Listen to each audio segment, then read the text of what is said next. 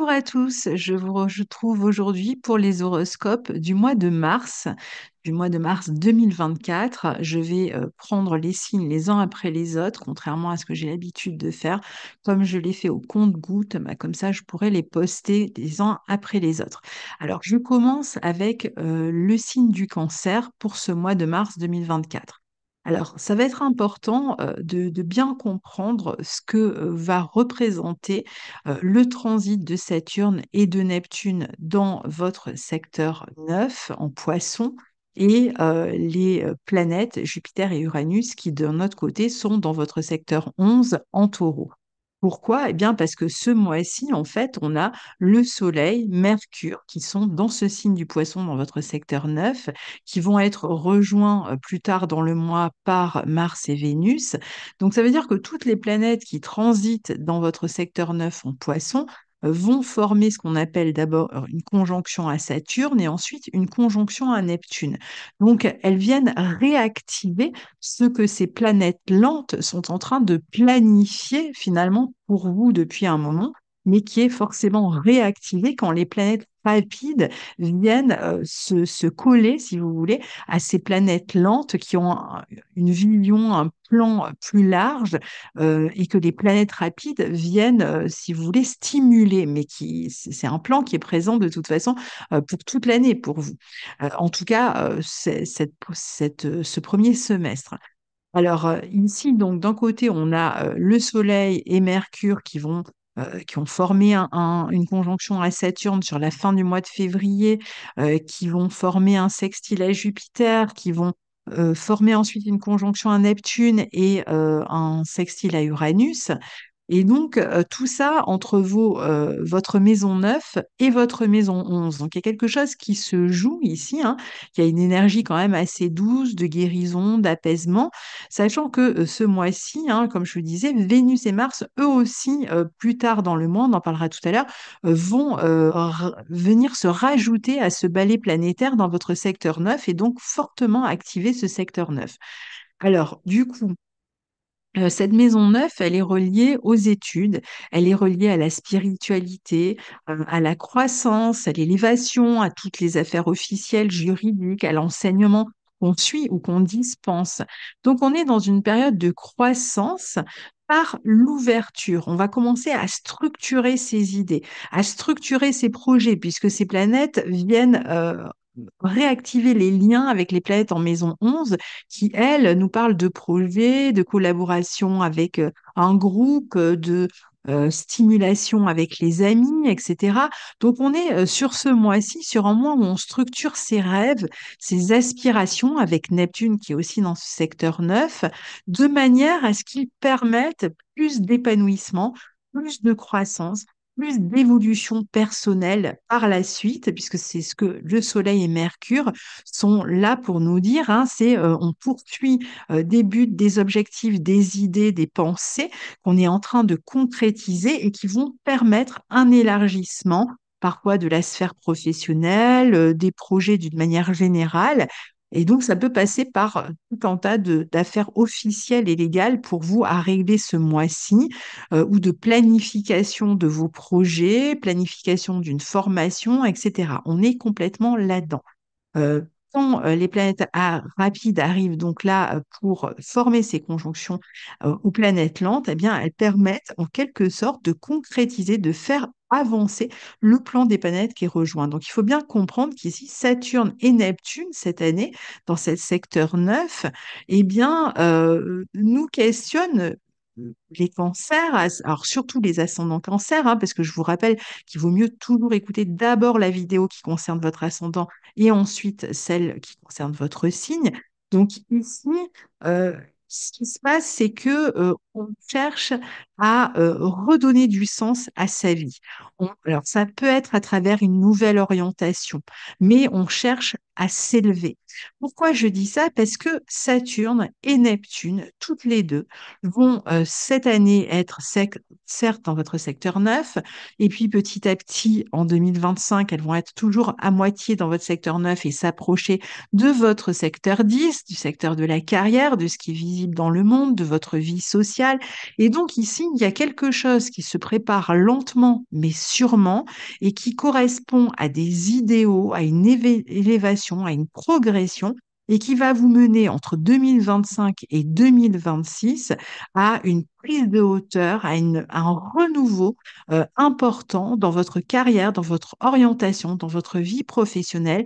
Il y a quelque chose de très important qui se prépare pour vous, les cancers, particulièrement dans la vie sociale et dans la vie professionnelle. Et ce qui se prépare, eh bien justement, ce mois-ci, c'est en train de se préparer.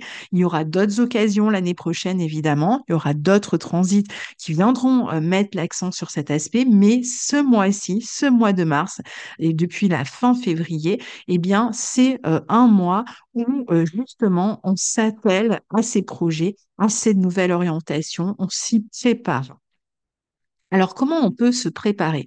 Eh bien, dans cette maison neuve, et vu que le Soleil et Mercure sont présents, ça va être à travers, je vous disais, des formations que l'on va dispenser, que l'on est peut-être en train de préparer. On est en train de préparer ses cours, on est en train de lire, de développer son érudition dans un domaine, ou alors on s'apprête à recevoir une formation et donc on est peut-être en train de planifier cette formation ou de planifier son quotidien en fonction de cette formation qui va nous permettre de nous élever d'ici 2025-2026.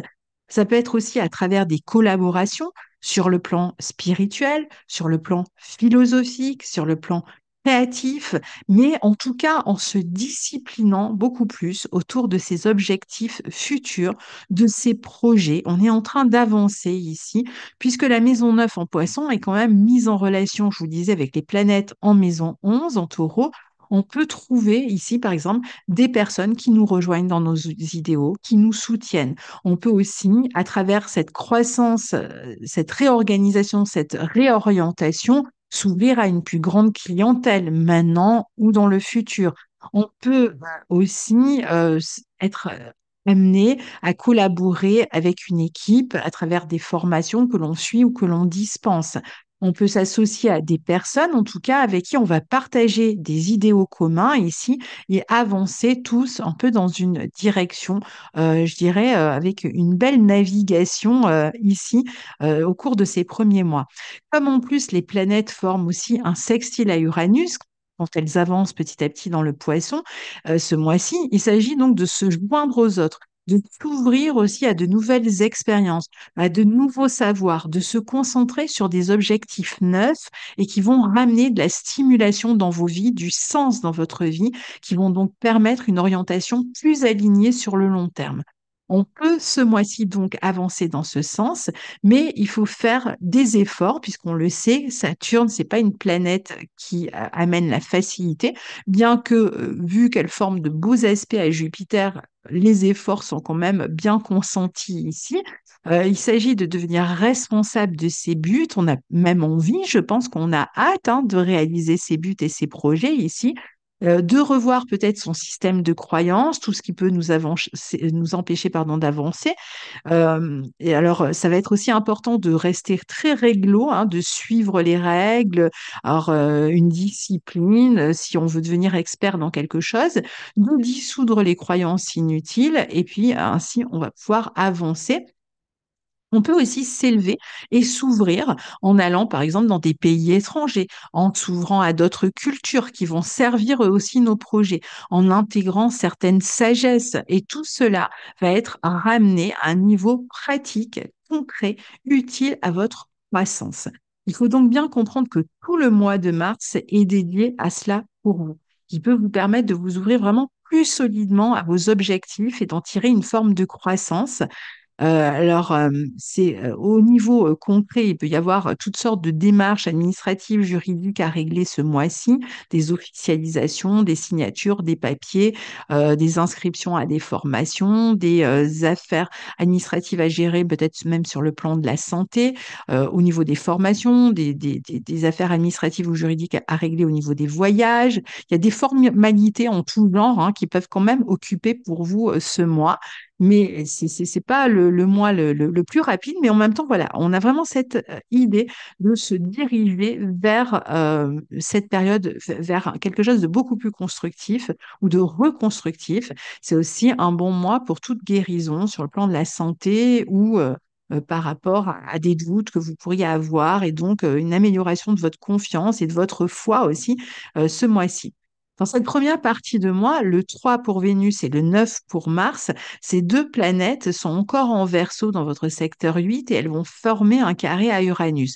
Donc entre le 3 et le 9, il peut y avoir quelques urgences à régler aussi au sujet du travail, au sujet du foyer, au sujet de la famille. Il y a peut-être aussi l'idée qu'il y a des choses qui se précipitent un peu.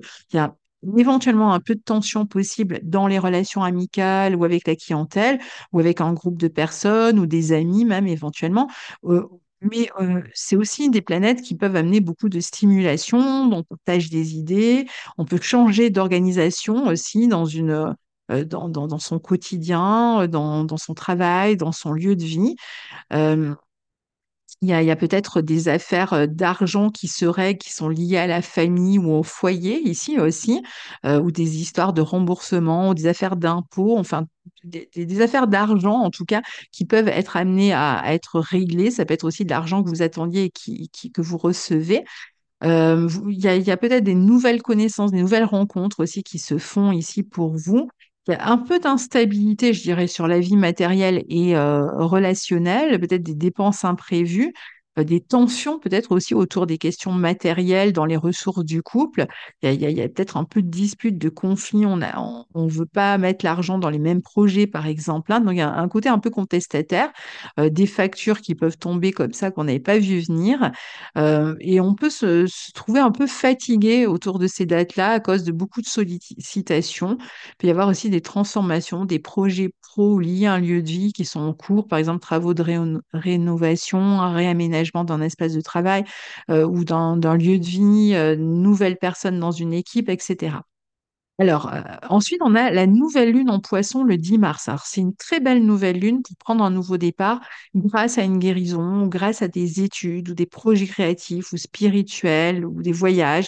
En tout cas, une nouvelle lune qui va permettre vraiment de reprendre espoir dans le futur, qui va permettre peut-être aussi, là aussi, hein, on est sur une lunaison qui va permettre d'officialiser certains aspects qui peuvent être liés à une formation, à une affaire juridique, à un voyage, etc.